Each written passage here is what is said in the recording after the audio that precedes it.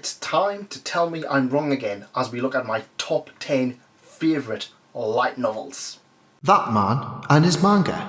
Light novels come in so many different forms, from isekai to, well, all of the others. It's been an absolute joy to read all of these wonderful stories. But what is the best? At least to me. Join me as we look at my top 10 favourite light novels. Have you ever felt that you've been given a bad hand in life? Have you ever felt that you weren't attractive or you just can't communicate? Have you ever blamed the guy upstairs for your issues in life? Well, you guys need bottom tier character Tomozaki. Written by Yuki Yaku and illustrated by Fly, this is being released by Yen Press. What I love about this series is that it really doesn't hold any punches. While most series will focus on a character that is a loser but somehow popular, this one grabs you by the balls and while squeezing it says, don't blame the guy upstairs for your shortcomings. The main character is good at gaming but sucks at real life. Online, he is so good that people want to be like him. However, when he stirs up a fierce rivalry and then agrees to meet up with them in real life, things are a little bit different. It's the most popular girl in school. Wait, what? When they meet up, she discovers that he is a loser. And she's disgusted because, hey, someone as elite as her cannot lose to an absolute loser who spends all of his time playing video games. And that's just the turning point for the series. Honestly, I really like this one. It's one of those titles that not everybody's going to try. Not everyone's going to look at it straight away. But it's one that you can read and you can potentially identify with this character.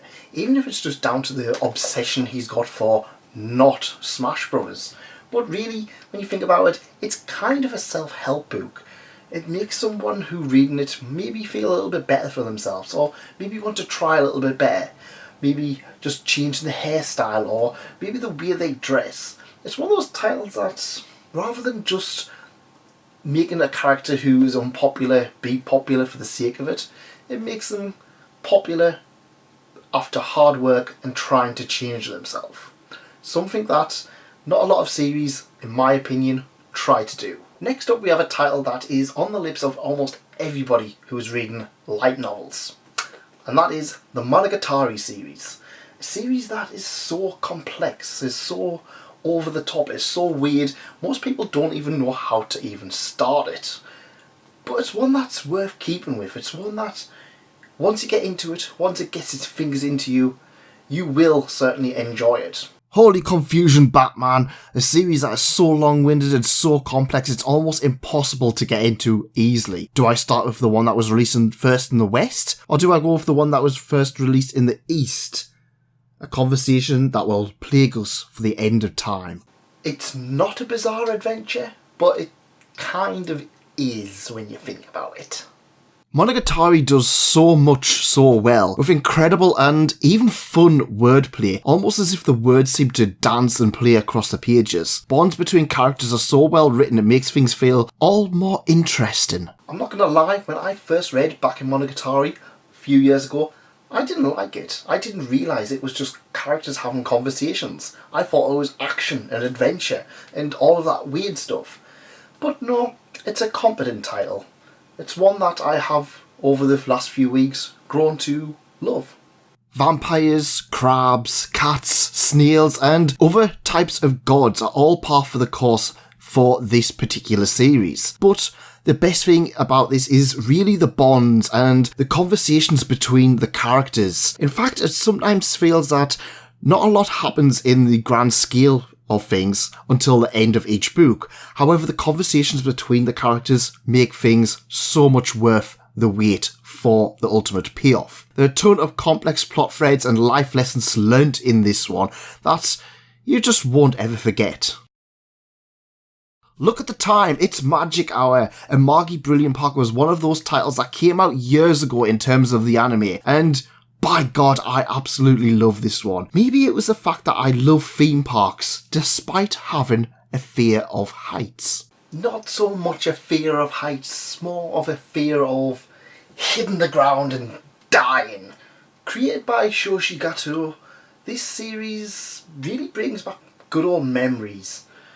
While Shoji Kato's other title no doubt will be on this list, this one, I don't know, it feels a little bit more special and brings me back to the good old times of playing Roller Coaster Tycoon. Theme Park and Roller Coaster Tycoon had me absolutely hooked. I spent hours upon hours just sitting at a computer building the dream theme park. And when I found out there was not only a light novel but also an anime about theme parks, I couldn't not check it out. The story focuses on a failing theme park that really does link in with a magical world. The mascots and staff are all residents of this fairyland. There's no person under that suit. They are tasked with bringing the theme park back to relevance or they'll be shut down and disappear forever. But it also asks different questions that can only work in an anime. What if the mascots are beating up guests? What if the thrill rides aren't thrilling? What happens when there's a genuine dragon in the basement? All of these questions are asked and explored in a title that just is so much fun. This is one of those titles that is just so much fun to sit down and read, and rather easy. If you love the anime, then you'll absolutely love the light novel, and I'd 100% recommend checking this one out. Next up, we're going for something slightly darker, by which I mean 100% more darker. What would happen if you were hated so much by your employees that one of them would push you in front of a train, you die, you upset God, and then you're reborn on the wrong side of World War One? That's what happens to the main character in Tanya the Evil. Oh yeah, also gets reborn as a child, a young girl on the wrong side of World War One. That's not going to help. The saga of Tanya the Evil gets away by being so different to almost every other light novel out there. If any title was good for the "it's a novel" title, it's certainly Tanya. Reading more like war memoirs than a normal light novel, and also being an isekai. This is something completely unique that I haven't seen elsewhere in the genre. A young girl pulling out impressive military manoeuvres, managing to outwit the enemy with historical facts, and a lot of nods to real life events. The saga of Tanya the Evil isn't going to be for everybody, but it's one that I would absolutely 100% recommend if you want something different out of your light novel titles. Well, I'll say it's light. Again, this is another thick bad boy. Taking place in a grim world with an ongoing endless war, it's quite shocking knowing that Tanya will forever be fighting a battle that she'll never ever win and will never end. It really manages to hammer home the tone of the series rather well. And I'm not going to lie, this isn't going to be for everybody. In fact, it's going to appeal to more of a niche audience. However, it's unlike anything else in the light novel genre. And that's what makes it so good. Carlo Zen has really done his homework, or they have done their homework. And it's something that I feel like just improves with each volume. It's more of a difficult read than it is fun. But it's got a lot of good in here that makes me coming back again and again and again. Hey guys, you know what? All of these titles that I've picked up so far are new. There's no nostalgia really attached to them. I am nostalgia free when it comes to this list. In an alternate timeline where the Cold War never actually ended, a young soldier is assigned to a new mission, protecting a high school girl who is potentially the key to change the fate of the entire world. It's Fighting Boy Meets Girl in a title that, again, I don't see many mech series as a light novel. In fact, this is the only one I even remember reading as a light novel. Also created by Shoji Gato, the same person who created A Margie Brilliant Park. This tells a unique story. A young boy grew up with nothing but war, meets a young girl, and his life is forever changed. Honestly, I don't know what attracted me to this series originally. Maybe that I was just grown up on the likes of Dragon Ball and Yu-Gi-Oh!, which, while they did have dark themes, they were grounded in the world of imagination. Having fond memories of titles of Gundam Wing, I picked up Full Metal Panic on a whim, and honestly, I don't regret it. This is a title that not only hits the action in the right place, it manages to hit the romance in the right spots too. Unfortunately, Tokyo Pop, remember them, they had the license for Full Metal Panic for quite some time. Fortunately, G-Novel Club have brought it out, and we now get these absolute beautiful collector's editions. They're coming out quite slowly, but you know what? I haven't even read this. But no, I absolutely love this series, and I'm not going to lie, the nostalgia, that's keeping it alive for me. It's still one I would 100% recommend you guys check out, however. Speaking of nostalgia, this is the one that got me into buying light novels, and it comes with The Bestest Girl. That's the wrong one. This is the wrong volume. Just look at how pure and best this girl is, and her series is still one of the best I've ever read. When Natsuki Subaru is transported into another world, he doesn't ever think that his special power will be dying. And when he dies, he comes back to a certain point. Like in most games, for example, if you're walking along in a game, just walking along, you get shot in the head, you die, you'll respawn a few steps back. Kind of like that. He gets the whole idea of being able to foresee what's going to happen. But unlike in games, there's a lot of mental issues when it comes to being killed over and over again. The power of ReZero comes from making things feel familiar and tackling aspects from different ways and points of view. Subaru himself being rather weak and squishy, he forms bonds with so many people, gaining them as trusty allies and ensuring he's one step ahead of the game. It's a series in which the mental health of a weak character comes into question so many times, and with a huge amount of great characters and world building, it's one that I always love going back to. The mere concept of return from death in order to try and do things over and over again until you get it right. Love it. ReZero is the title that got me into wanting to read light novels. I finished the anime and needed more, and I got to reread the anime because the anime adapted quite a lot of the light novel, and it took a while, and I had to buy more light novels, and then I wanted to read other light novels, and ReZero ultimately got me into buying so many light novels. Thanks, ReZero. The next light novel we have is a title that takes place inside a school. Don't know why that was supposed to be scary. It's not really scary, it's just Toradora. Toradora tells the story of a group of classmates who are just trying to get each other together. The main character, Ryuji Takasu, has eyes for one member of his class. However, a chance encounter with her best friend, otherwise known as the Palm Top Tiger, things soon change. I genuinely love this one because honestly I don't read that many romance light novels, and I don't read that many romance light novels that are done so well. The characters play off each other rather well, and I really like how each of them have their own little character arcs and development. The bonds between Takasu and Tiger are something that start off originally kind of like brother and sister, but develop into so much more. And it's something that I really don't see often done well. Romance tends to either be harem-y or it tends to be rather cliche.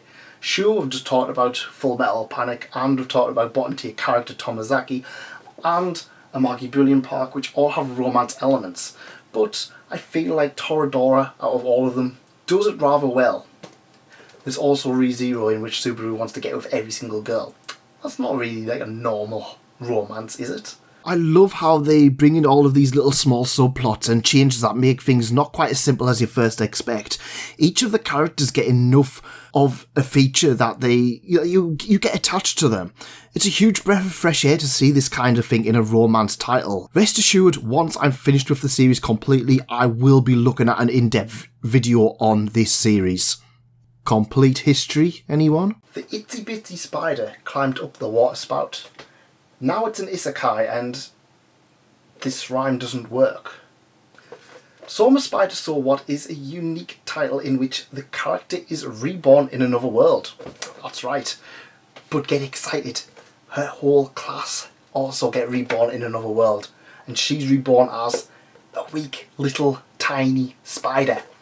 The bottom of the food chain. What starts off as a traditional Reborn in Another World title quickly becomes a fight for one's life. Reborn as a weak spider, our protagonist quickly learns she has to think, adapt and survive. In a world where everything is trying to kill her, I really appreciated how So I'm a Spider So What managed to keep things fresh.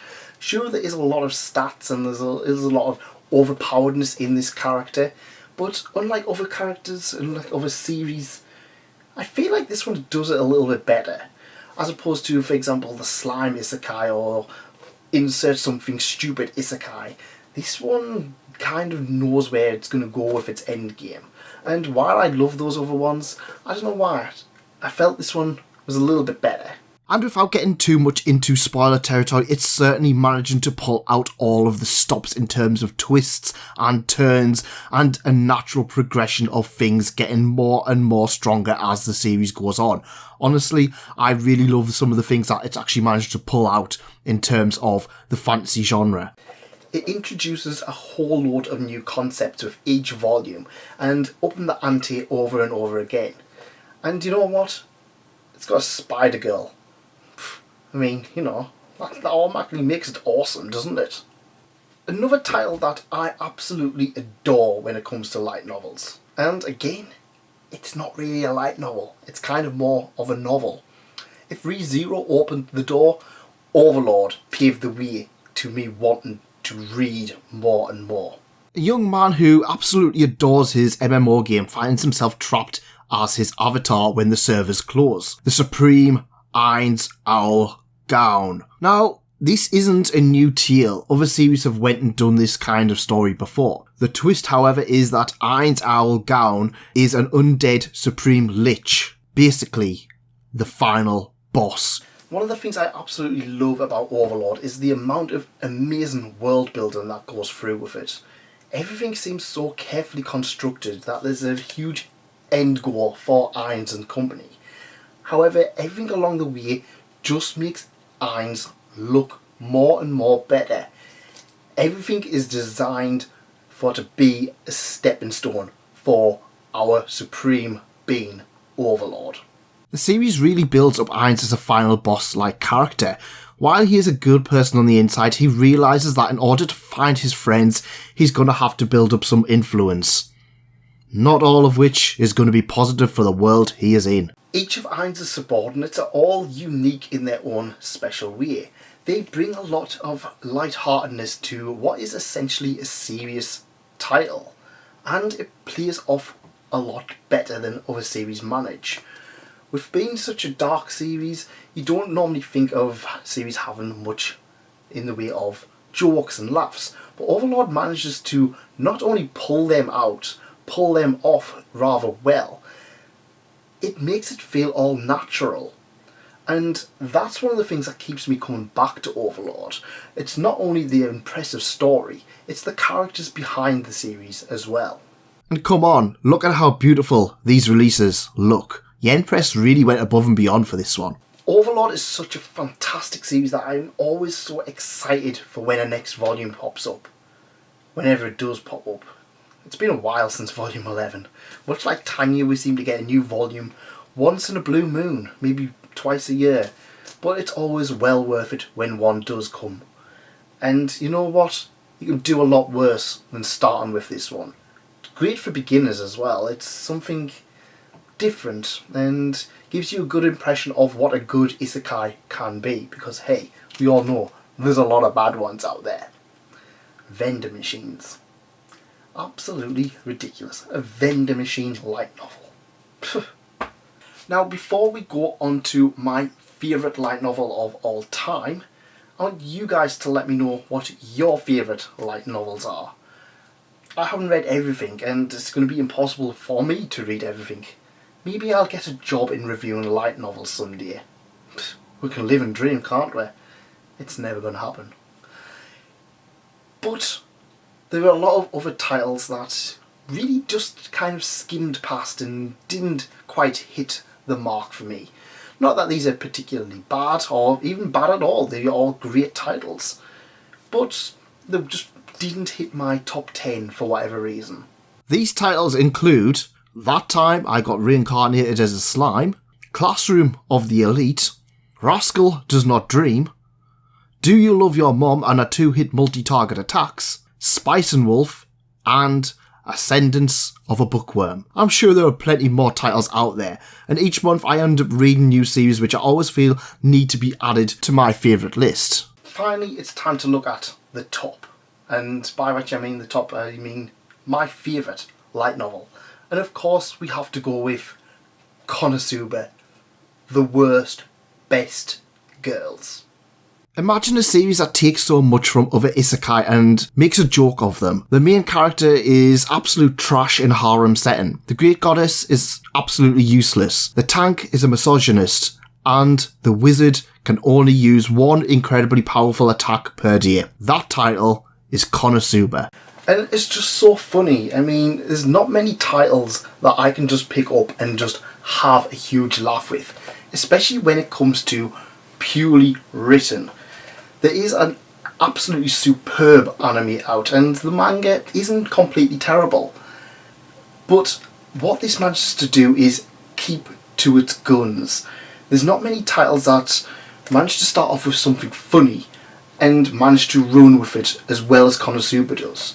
Other titles kind of disappear and peter out after a few volumes, but Konosuba just continues being hilarious by managing to subvert so many tropes that we love and adore and making an absolutely memorable yet hilarious title that just keeps on giving. It says a lot when my favourite light novel is not only an isekai, but also a gag series.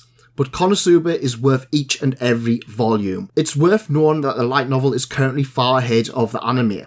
As of writing, 11 volumes are out and a trio of spin-offs focusing on Megumin.